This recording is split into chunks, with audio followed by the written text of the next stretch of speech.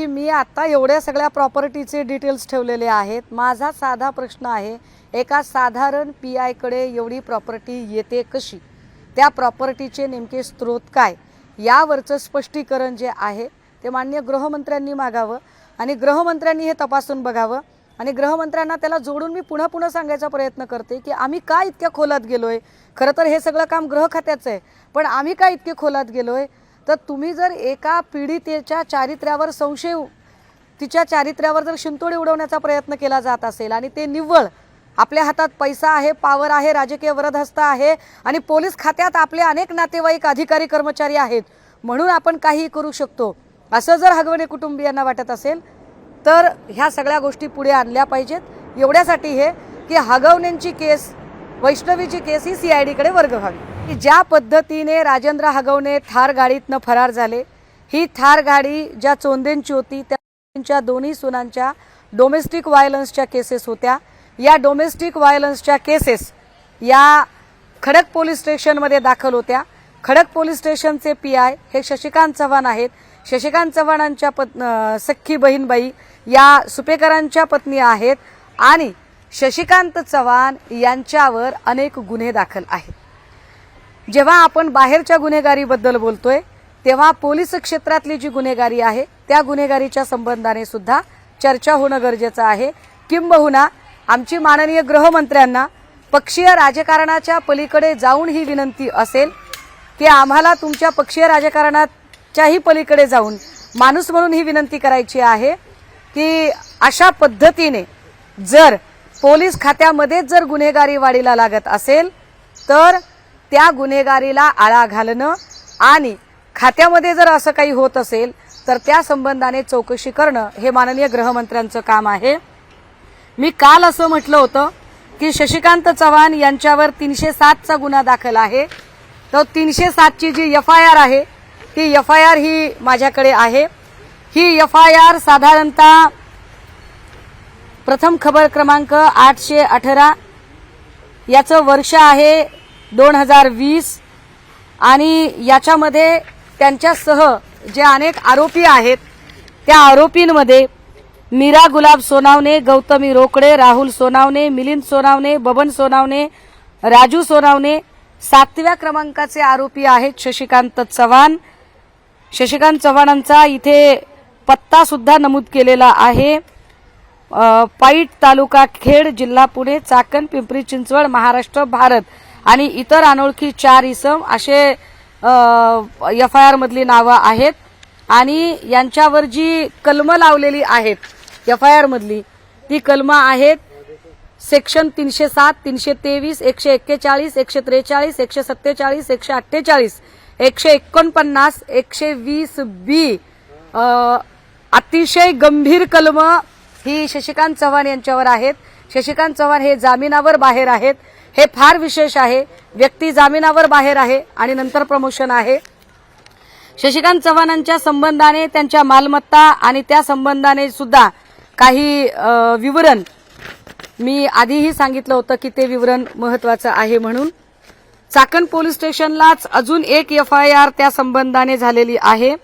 मालमत्तेचे वर्णन, मारुती सुझुकी कंपनीची स्विफ्ट डिझायर मॉडेलची सिल्वर रंगाची 4 चाकी गाडी, आरोपी नामे राजेंद्र उर्फ सखाराम सोनवणे। आता याच्यात पुन्हा एकदा दुसरी FIR आलेली आहे आणि या दुसऱ्या FIR मध्ये सुद्धा अनेक सेक्शन्स लागलेले आहेत।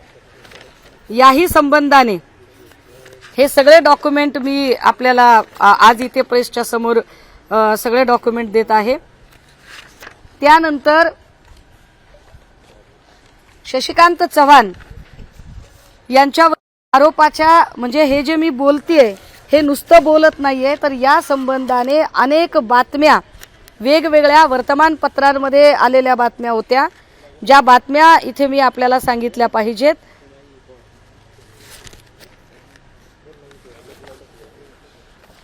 त्यावेळेला ते यवतला होते। यवतच्या पोलीस निरीक्षकांवर कारवाई।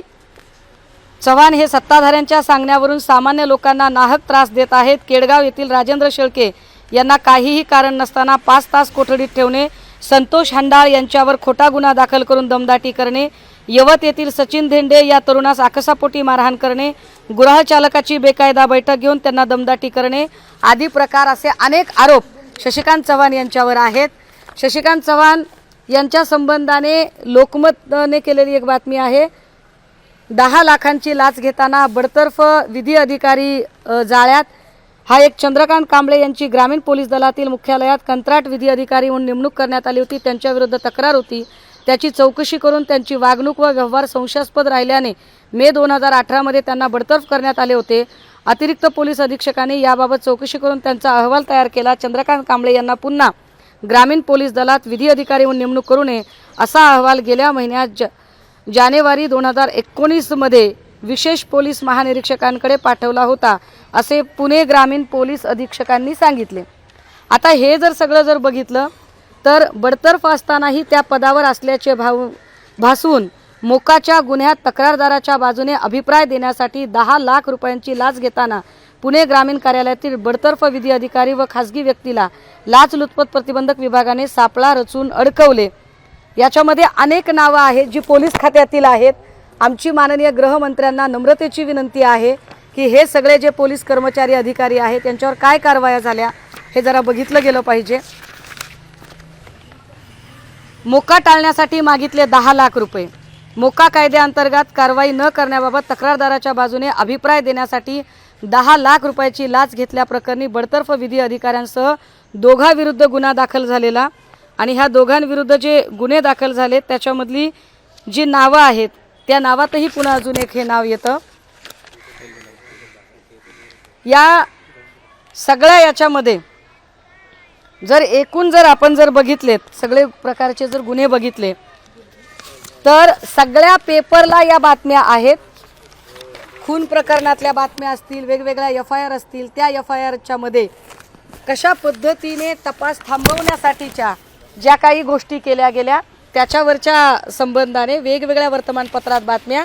आता या सगळ्या बातम्यांचा मी आपल्याला ही सगळी डॉक्युमेंट द्यायला तयार आहे, पण या संबंधाने अजून एक महत्त्वाची गोष्ट अशी की माहिती अधिकारामध्ये पोलीस निरीक्षक शशिकांत भारत चव्हाण यांची पत्नी, आई वडील यांचे नावावर बिल्डर व्यवसाय करण्याचे परवानगी घेतल्याचे अभिलेख कार्यालयात उपलब्ध नाहीत। 3 ऑक्टोबर 2015 रोजी पुणे ग्रामीण पोलीस यांनी दिलेले आहे। खरं तर पोलीस खात्यातील एखादी व्यक्ती असेल तर अशा व्यक्तीने ते जर इतर कुठला व्यवहार करत असतील, व्यवसाय करत असतील तर त्या संबंधाने त्यांनी माहिती देणे अपेक्षित असते। मात्र अशी कुठलीही माहिती त्यांच्या बिल्डरकीच्या व्यवसायाची माहिती त्यांनी ना डिपार्टमेंटला दिलेली आहे ना त्याचे लेखा अभिलेख नोंदवलेले आहेत। त्याचे हे सगळे डॉक्युमेंट आहेत, हेही डॉक्युमेंट आपण कृपया चेक करावेत। भरत ज्ञानदेव चव्हाण शशिकांत चव्हाण यांचे वडील आहेत। भरत ज्ञानदेव चव्हाण हे आधी मला वाटते काहीतरी ग्रामसेवक होते, नंतर विस्तार अधिकारी होते। यांच्या नावावर मौजे रावेत तालुका हवेली जिल्हा पुणे सर्वे नंबर 138 रजिस्टर नोंदणी केलेले साठेखत व विकसन करारनामा 2343/2015 व 3276/2013 ची प्रत इथे उपलब्ध आहे की ज्याच्यामध्ये अख्खा सर्वे हा शशिकांत चव्हाण यांचे वडील आणि पत्नीच्या नावावर आहे। तर याही संबंधाने असणारे डॉक्युमेंट हा तो सगळा करारनामा आहे की यांचे जे अख्खा जो सर्वे आहे त्या सर्वेमध्ये काय पद्धतीने यांची प्रॉपर्टी आहे। दुसरं असं की भरत ज्ञानदेव चव्हाण यांच्या नावावर मौजे रावेत तालुक्यामध्ये सुद्धा 138 म्हणजे तालुका हवेली जिल्हा Pune survey number 138 elegance residency या नावाने प्रकल्प आहे। त्याच्या ब्राउझरची प्रत 100 फ्लॅटचा गृह प्रकल्प पूर्ण झालेला आहे। ह्या 100 फ्लॅटच्या गृह प्रकल्पामधला एक फ्लॅट हा 1 ते 1.5 कोटीच्या पुढचा फ्लॅट आहे। वैशाली शशिकांत चव्हाण यांच्या नावे मोशी तालुका हवेली जिल्हा पुणे गट नंबर 460 मध्ये जमीन खरेदी केलेली रजिस्टर खरेदी खत दस्त 10-392/2007 याही संबंधाने असणारे सगळ्या प्रकारचे दस्त जे हवेली तालुक्यातले मोशीमधले त्यांच्या नावावर असणारी जमीन, पत्नीच्या नावावर असणारी जमीन, वडिलांच्या नावावर असणारी जमीन याचे सगळे दस्त आणि साठेखत हे डॉक्युमेंट आम्ही आज प्रसारमाध्यमांना देत आहोत। अपेक्षा आमची एक आहे, ना आम्हाला याच्यात कोणाला व्यक्तिगत लक्ष करायचं आहे, ना याच्यात कुठलंही पक्षीय राजकारण आणायचं आहे। मुद्दा एवढाच आहे की वैष्णवी हगवणे प्रकरणामध्ये वैष्णवीच्या वकिलांनी ज्या पद्धतीने वैष्णवीचं चारित्र्य हनन करण्याचा प्रयत्न केला आणि वैष्णवीच्या वकिलांनी असं सांगितलं की आमच्याकडे तो मोबाईल आहे आणि चॅट आहे। जर वैष्णवीचा मोबाईल हा पोलिसांकडे आहे तर त्या मोबाईलमध्ये नेमकं काय आहे हे वैष्णवीच्या वकिलांना कसे कळले? आणि अगदी त्याच वेळेला शशिकांत चव्हाण यांच्यावर जो आरोप केला जातो की त्यांच्याकडून CDR आणि लोकेशन्स बाहेर दिले जातात, तर या गोष्टी कुठे इंटरलिंक होतात का हे तपासात आलं पाहिजे पुढे। आणि म्हणून आमचं म्हणणं आहे की हा सगळा तपास CBI कडे गेला पाहिजे। मौजे रावेत येथे सर्वे नंबर 185 मिडटाऊन नावाचा 180 फ्लॅटचा प्रकल्प आहे। या मिडटाऊन प्रकल्पामधला एक एक फ्लॅट हा तब्बल 2.5 कोटी रुपये किमतीचा आहे।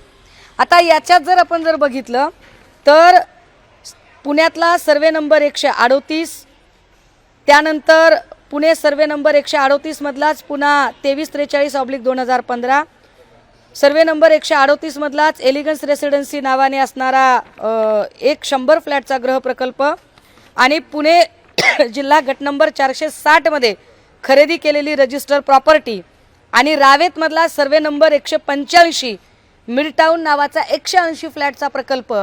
माननीय गृहमंत्र्यांना अत्यंत नम्रतेची विनंती आहे की या सगळ्या संबंधाने एक साधारण PI व्यक्ती जी साधी पोलीस निरीक्षक आहे, एका साधारण पोलीस निरीक्षकाकडे एवढी प्रॉपर्टी कशी काय येऊ शकते आणि इतकी प्रॉपर्टी जर पोलीस निरीक्षकांकडे असेल त्याच्या इन्कमचे स्रोत काय असतील आणि अशा सगळ्या व्यक्तींकडून गोरगरिबांना न्याय मिळू शकेल का, एवढा साधा प्रश्न आमचा आहे। या संबंधाने माननीय गृहमंत्र्यांनी विचार करावा।